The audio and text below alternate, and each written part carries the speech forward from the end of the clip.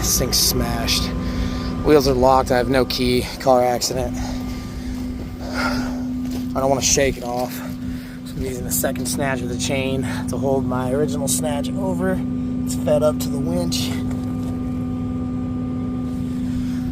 And then I hook the front side of the control arms instead of the back side. It's right up in there. Either way, you get it. And I'm pulling it back the deck.